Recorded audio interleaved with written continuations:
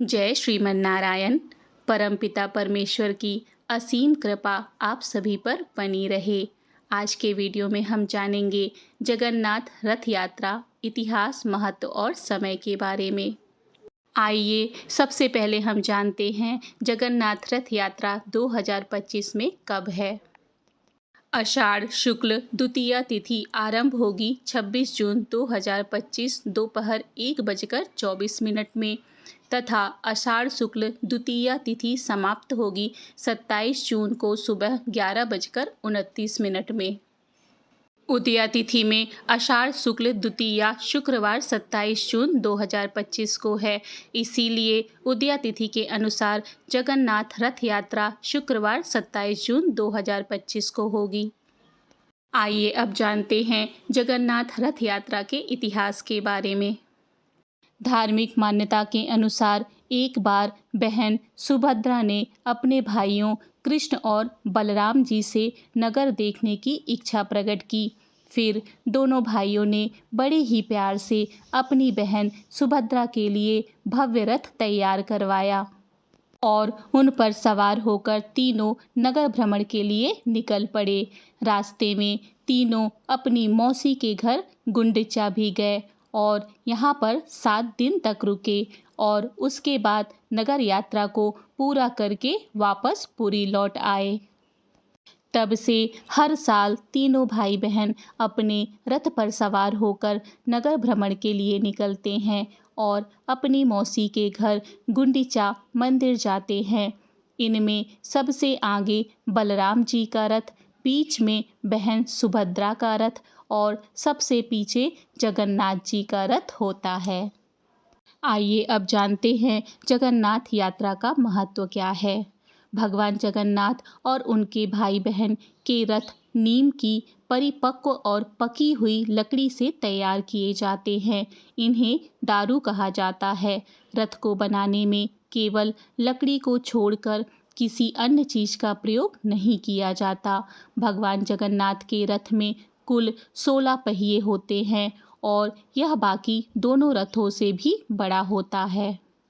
भगवान बलभद्र के रथ में 14 पहिए होते हैं और सुभद्रा के रथ में 12 पहिए होते हैं। रथ यात्रा में कुछ धार्मिक अनुष्ठान भी किए जाते हैं।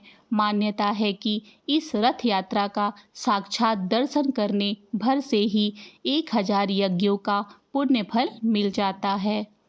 जब तीनों रथ यात्रा के लिए सज संवर कर तैयार हो जाते हैं, फिर पुरी के राजा गजपति की पालकी आती है और फिर रथों की पूजा की जाती है।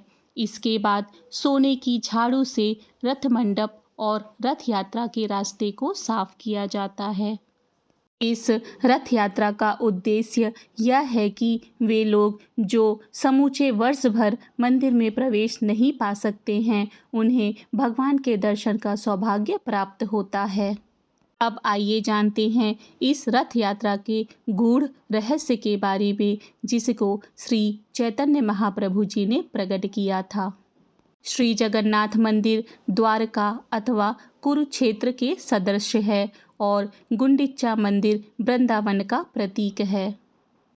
स्कंद पुराण एवं पुरुषोत्तम महात्म्य के अनुसार सतयुग में अवंती, जिसे उज्जैन नगरी कहा जाता है, उसमें इंद्रधुम्न नामक राजा राज्य करते थे।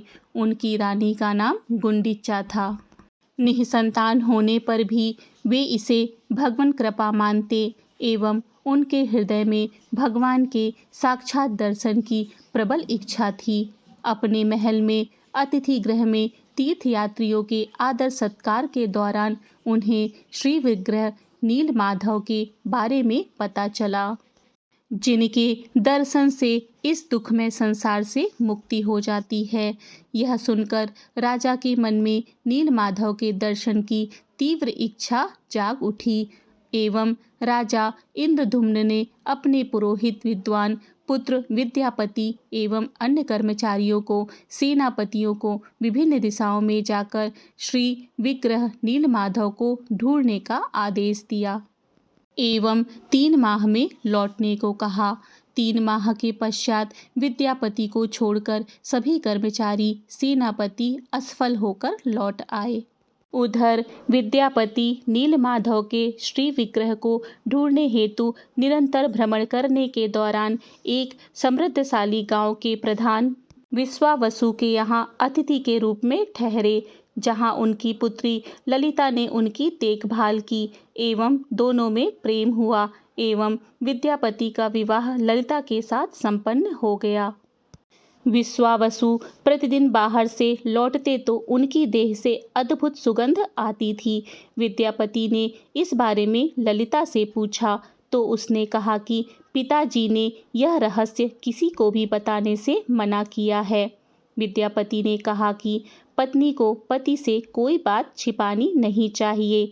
तब ललिता ने बताया कि उनके पिता नीलमाधव की पूजा करने जाते हैं। विद्यापति ने भी नीलमाधव के दर्शन की अभिलाषा व्यक्त की।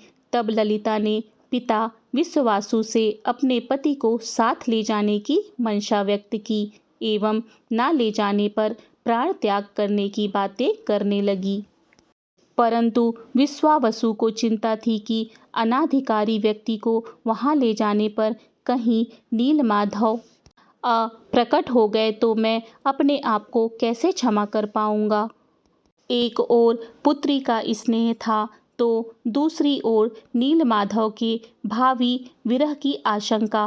परंतु उन्होंने पुत्री से कहा कि उसके पति को वे साथ अवश्य ले जाएंगे, परंतु उनकी आंखों पर काली पट्टी बांधकर एवं मंदिर पहुंचने पर ही पट्टी हटाएंगे, जिससे कि वे नीलमाधव के दर्शन कर सके एवं दर्शन के उपरांत पुनः पट्टी बांध देंगे, जिससे वे वास स्थान ना जा पाएंगे।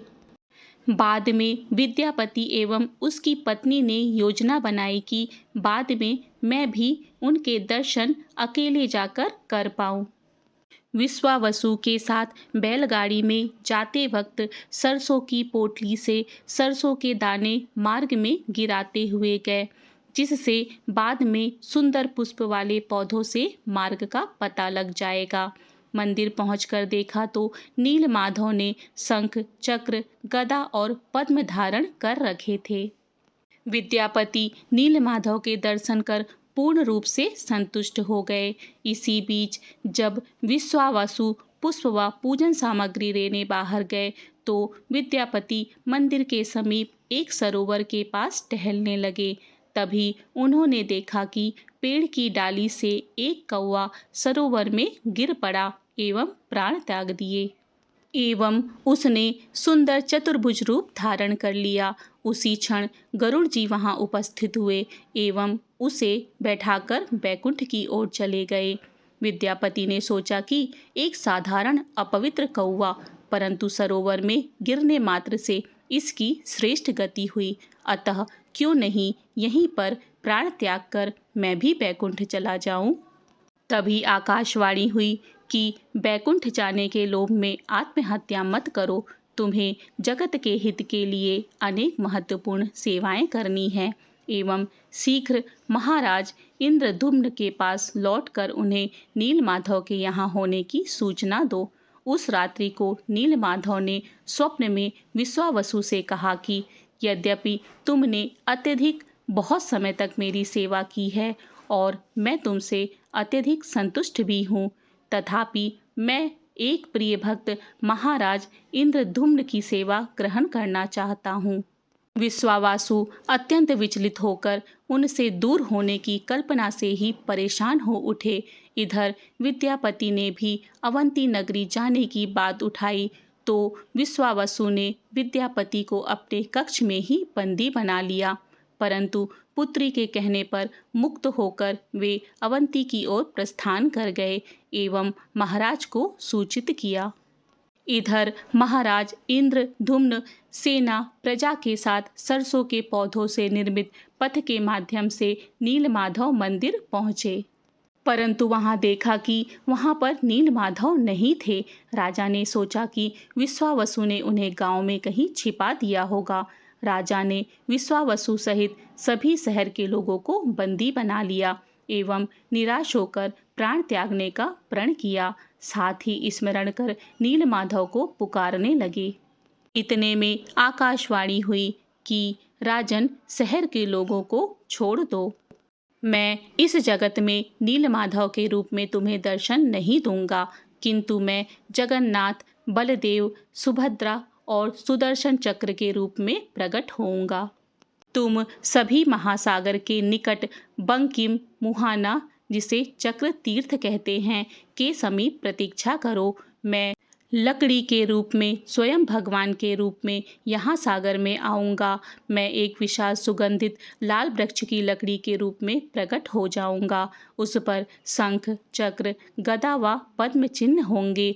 वह दारु ब्रह्म को वहाँ से निकालकर तुम उससे 4 विग्रह बनवाकर मंदिर में स्थापित कर पूजा अर्चना करना।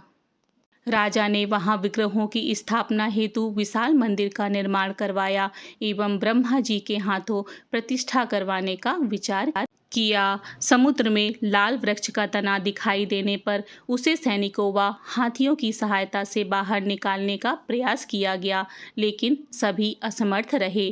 तभी आकाशवाणी में बताया गया कि मेरे पुराने सेवक विश्वावसु पुत्री ललिता और उनके दामाद विद्यापति को बुलाकर मुझे स्वर्ण रथ में ले जाओ।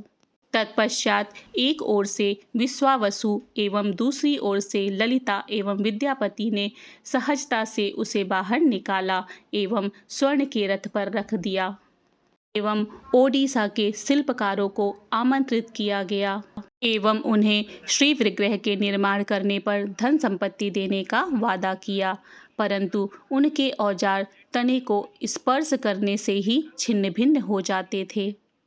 तब एक वृद्ध किंतु सुंदर महाराणा नामक ब्राह्मण ने विग्रह निर्माण की जिम्मेदारी ली कि 21 दिनों तक इस भवन का द्वार मेरे कार्य करने तक बंद रहेंगे।